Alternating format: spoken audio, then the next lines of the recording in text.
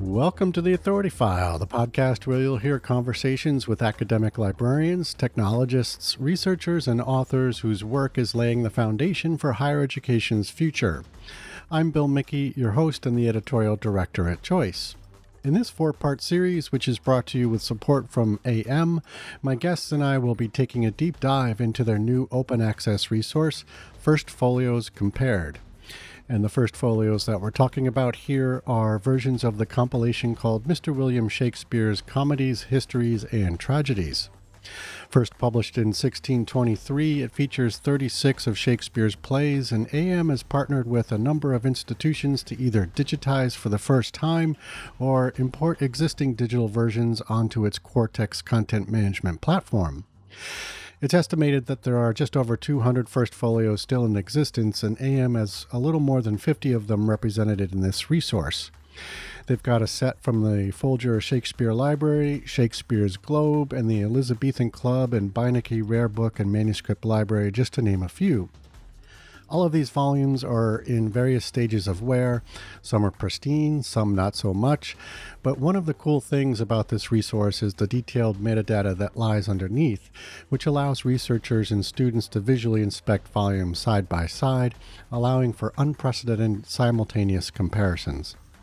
Joining me to talk about First Folios are Claudine Nightingale, publisher, and Anna Attrell-Klein, product specialist, both from AM.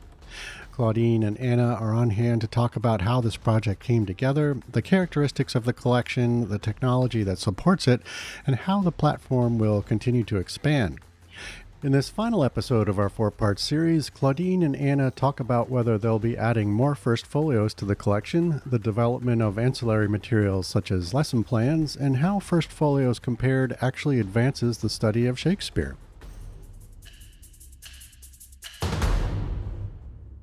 Okay, so let's look ahead and talk a little bit about what's next. Like we've already talked about, there are certainly more first folios out there. Are there more that you want to, physically bring into the platform, and how would those continue to add value?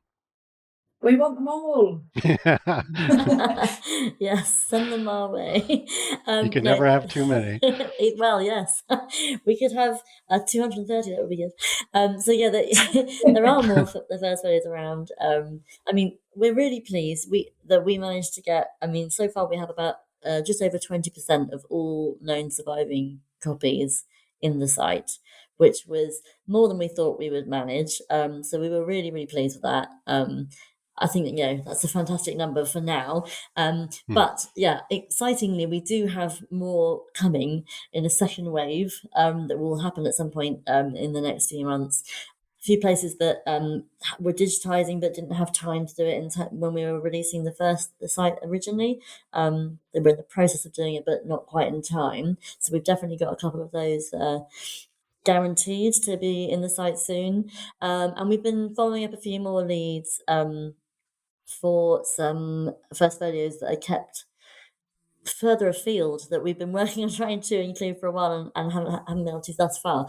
But I'm really hoping that actually before the end of the year we might be able to get maybe 6, 7, 8, 9 more copies in that we're working on. So there's definitely more coming. And I think in terms of what they add, it's just the more the merrier really. Like they are each different and individual in their own ways.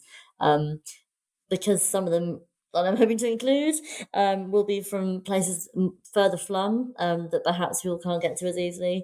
They're less viewed and they're less seen, so I'm hoping that having the opportunity to put them digitally on the site will make them more accessible to the community as a whole, which is really exciting. Yeah, I can't say exactly where they're from, but we're hoping, maybe to include a copy from Canada, more from America and the UK, and potentially a few other much further afield places, but I can't spoiler those yet because they're still a bit too early on in the conversation. But really excited about what we can add to it, and we want to keep adding. So if there's anyone else who's digitized their first folio and would like to include it in the site, please do let us know. Right. Excellent.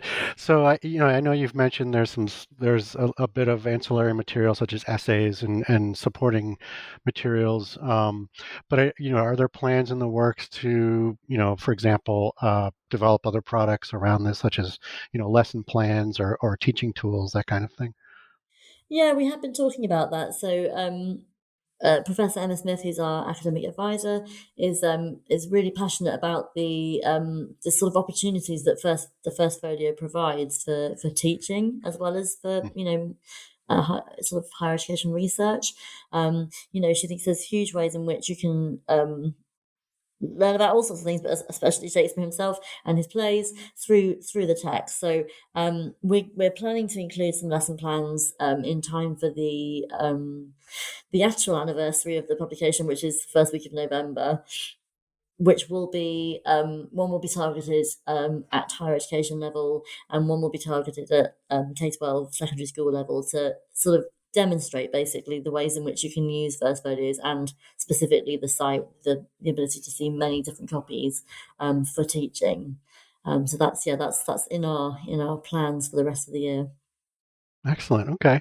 So, I suppose the folios are fairly well known as individual resources. And we've kind of touched on this in earlier episodes, but I want to revisit this question, which is really in general, how do you see the First Folio platform, kind of advancing the research on these volumes for researchers?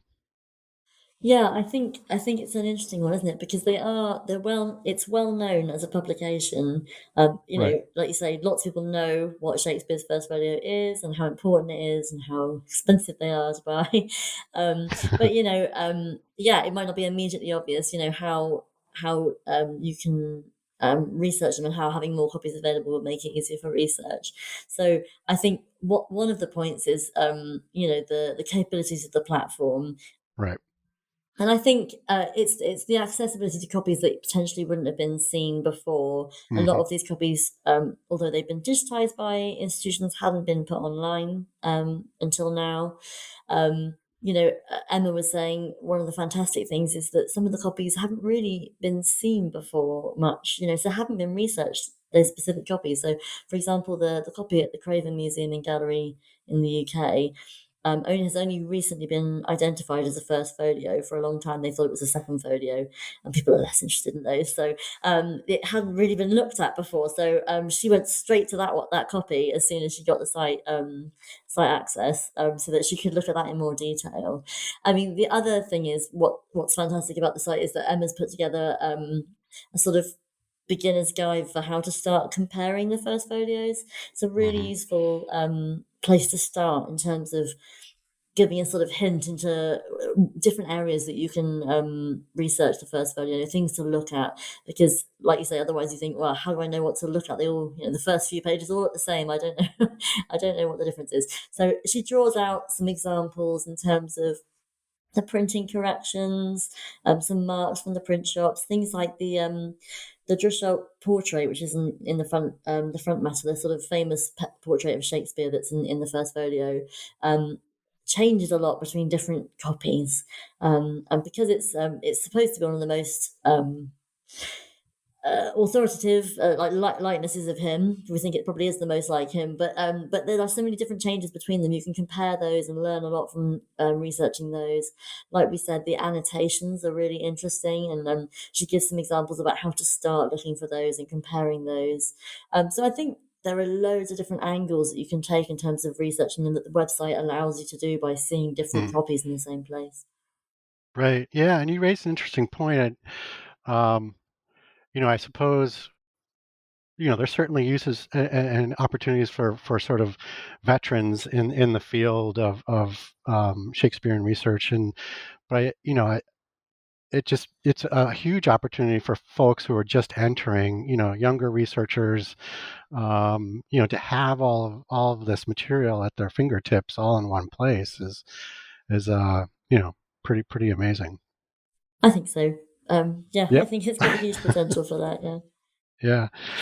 So, regarding Cortex, I'm wondering, And are there more examples of other institutions, who are doing interesting things with their own content on the Cortex platform?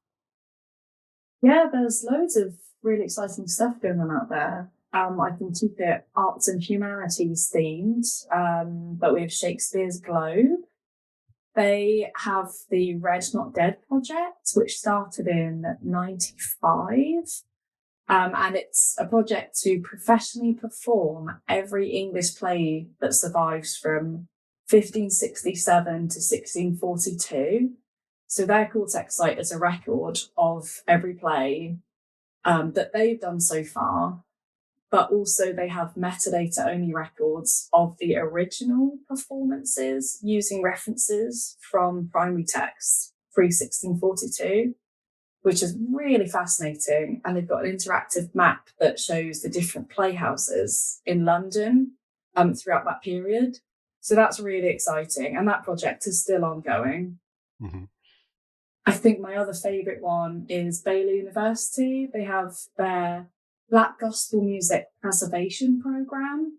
So they want to acquire and preserve the most at-risk music from the Black Gospel music tradition.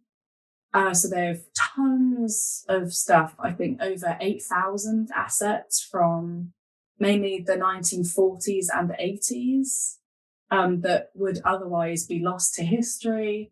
And as part of that, they've made an amazing digital exhibit using the same tool we used in First Folios to show the digitization process. They also used it to show their digitization process, which again is just a really amazing narrative tool. Obviously, the one we used in First Folios just shows photographing a folio, because theirs involves music. It's a really fascinating exhibit about preserving sound as well. So it's preserving not just the collection itself, but a record of how they're protecting it. So I think those are my favourites currently, but we always have customers just ready and waiting to innovate in various ways. Yeah, that's interesting. You brought up the Black Gospel Music Preservation Project. I didn't realize that was on the Cortex platform. We actually interviewed, his name escapes me, but the fellow who is very involved in developing that for a previous episode of the Authority File. So we'll be sure to link to that. But yeah, that's an interesting coincidence that you brought that up. That's pretty cool. Yeah. Yeah. All right. Well, Claudine and Anna, that's all the time we have. Thank you so much for joining us on the program. Thanks very much for Thank you having for having us. us. Yeah, it's been fantastic to talk about it with you. Thank you. Excellent.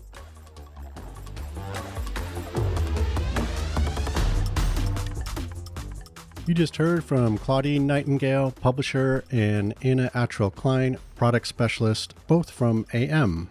This series is brought to you with support from AM. As always, underwriting opportunities for the Authority File podcast are directed by Choice's advertising manager, Pam Marino, and all of our episodes are produced and edited by Choice's digital media producer, Sabrina Kofer, with support from digital media assistant, Ashley Roy. That's all for this week. Thanks for joining us.